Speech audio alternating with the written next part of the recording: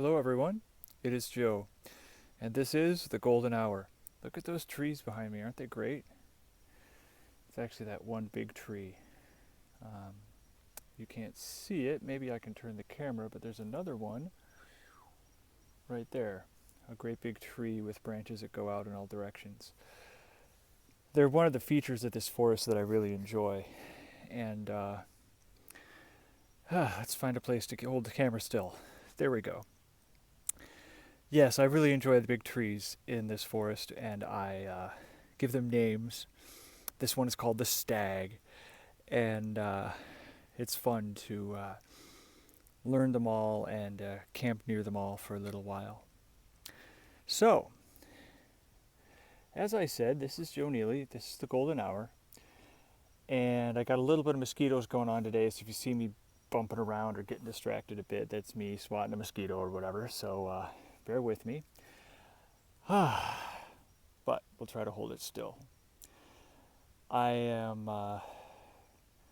very excited to report that I went deep into the vortex today. For those of you who know Abraham Hicks, you will know what the vortex is. And it's been said by Abraham that it's easiest to get in the morning, right after you wake up, and that was certainly my experience. I was able to stay in a place where I was partially awake, partially asleep. I was awake but lying down and could have gone back to sleep if I wanted to. No quick jolt out of that beautiful feeling of being awake, just first waking up. And it's pretty fantastic. I did a lot of work while I was in there, and I saw a lot of things.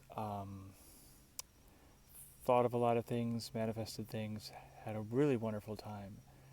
I did a lot of work on my body to release tension. You know we've talked about tension breathing, right? I think it was in the second episode.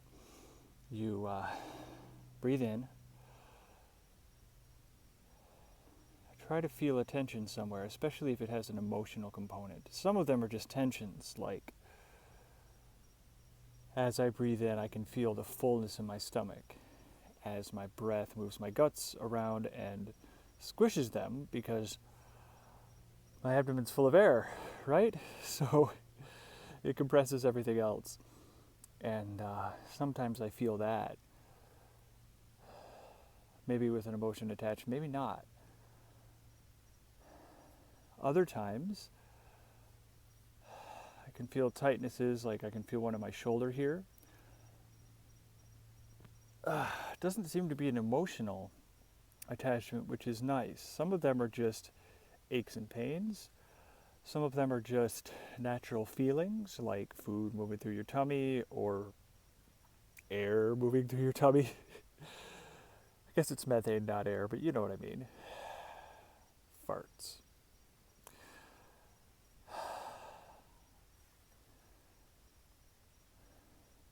I'm feeling an emotion back here for some reason.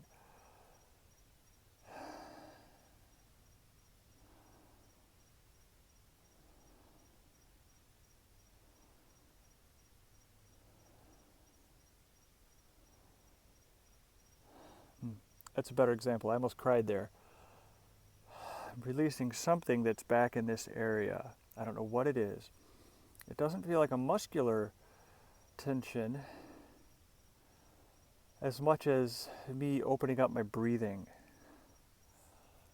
opening up my throat, and accessing all of the cavities. There's sinus cavities here and here and here and all through your head. Perhaps that emotion had to do with not opening up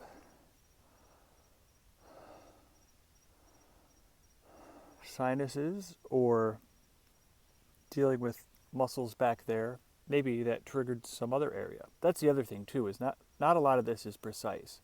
It's not like, oh, my nose hurts, so let's rub my nose to give myself a nose massage. Now I feel better. Woo! You know, sometimes you may feel an emotion in one place that's manifesting there because it's been triggered from somewhere else, either physically or emotionally. Your thoughts, emotions, and body are all connected Because you are one big nervous system. Your head and your body aren't separate. Your head stretches down through the spine and out to your body. All of those neurons are together. And some of them have computational power, not just transmitting information to the brain.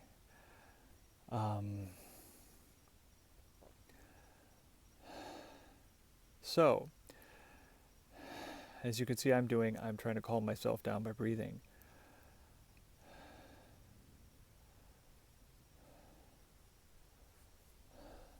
Back here to the side of my neck, on each side, I'm yawning and allowing myself to breathe more than I normally do. So, hopefully those give you a few examples of what you can do with tension breathing. I know we haven't talked about it in a while. But it's a way to explore inside your body using your breath. You could also explore using yoga poses. Like if I was lying on my back, I might do fish pose to stretch everything for a minute and then settle back down and see how it all feels. Sometimes I simply just go through my body and I feel something that is tight. I feel something that is undesirable and I loosen it up. Again, I'm loosening my throat. That's pretty redundant for me. I really get a lot of benefit from loosening my throat. It's one of the areas that I've connected with since I began learning about yoga and chakras, and learning about anatomy and how to free my body up from tension in order to free my mind and my feelings. So yeah, you'll hear me talk about the throat chakra a lot. And I'm really feeling some good work right in here. I could do that for hours. I hope I do tonight as I'm working on other stuff. Anyway, guys, let me shift gears a bit and say tension breathing is great, but also I went into the vortex, as I mentioned, and it's really hard to talk about. I just know that I was there. I know I was there for hours. I was in and out of sleep, which is my favorite state to be in. And I gained a lot of wisdom from it. And maybe there isn't more I can say about it right now, because it was a pretty amazing experience. Anyway, I'm glad to be in, and I'm part of the way in now. I'm near the edge, I think. Well, I'm smiling. Maybe I made it in. I don't know. But I'm certainly learning to get my emotions to bliss and happiness much more often. For me, this has been kind of a slow process, but it's really starting to speed up now, so maybe it won't be slow. I've been untying a lot of knots mentally and emotionally, and a few physically. And I really can see my way now. I can see lots of things I want to do, lots of areas I want to grow in, but I can also see a lot of improvement I've made since a few years ago when I started this journey.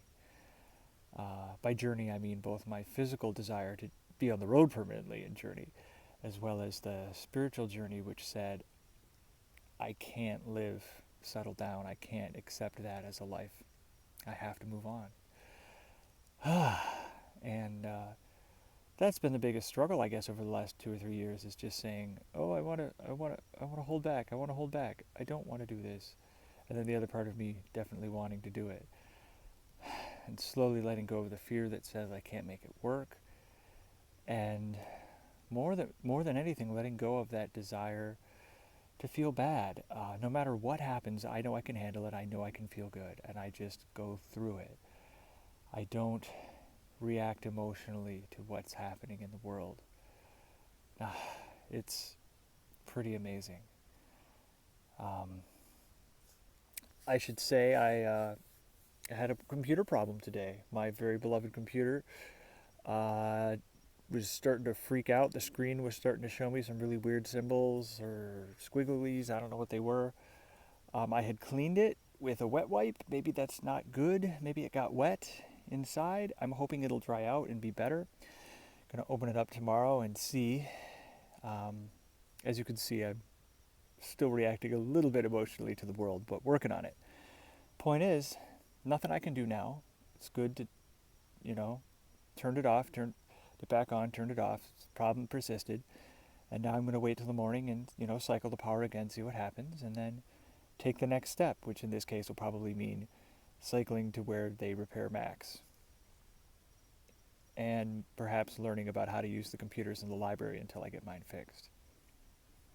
Thing is, those are steps. They're very simple steps. I could freak out about this a lot. It's the kind of thing that I would have freaked about in the past, but I just don't anymore. I just said, oh, this is happening. I guess this is the right action to take now. Okay. I guess I get a night off from work, Try to look at things positively, spin them around until you find a positive angle on them and let them go. Oh, here's another one.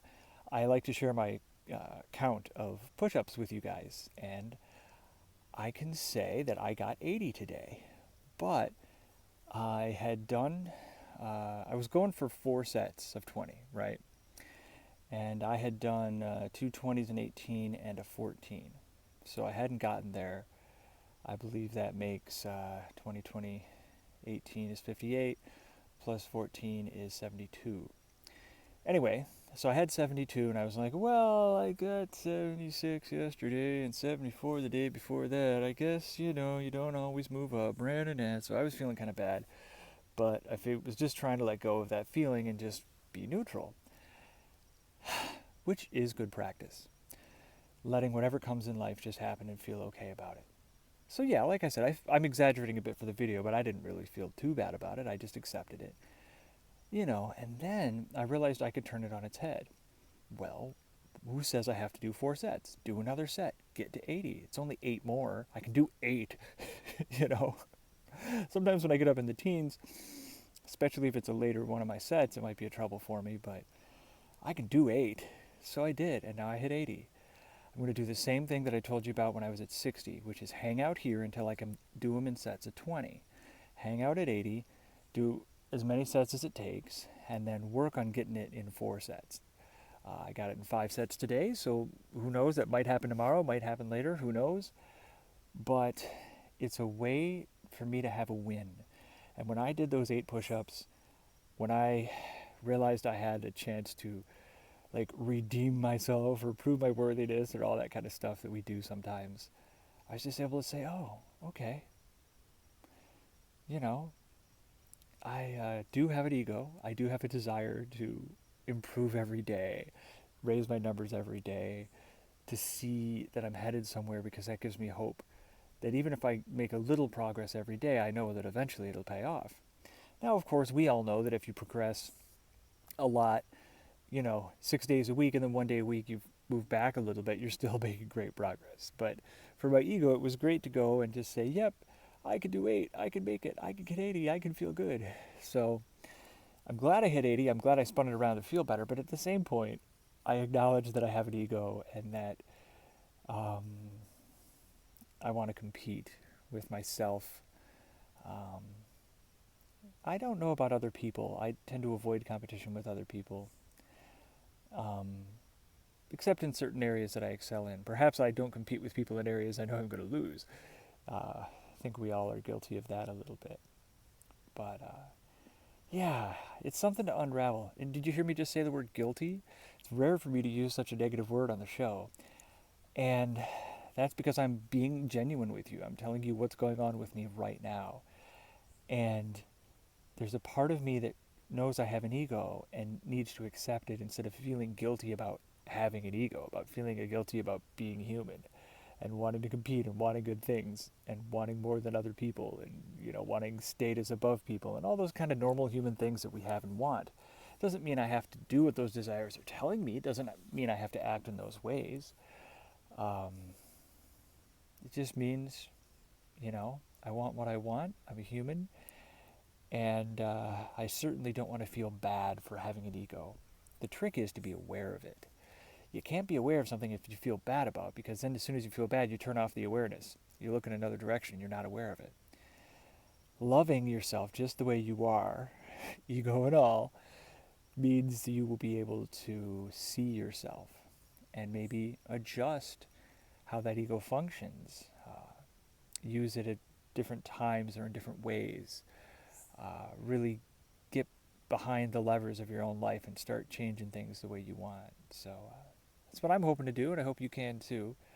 This has been a really interesting video. I feel really good about it, and it says it's been 15 minutes. Oh my God. But yeah, I really appreciate talking with all of you guys every day. It's a very special time for me to share and be as genuine as I possibly can about my life, about what I'm learning every day in the moment.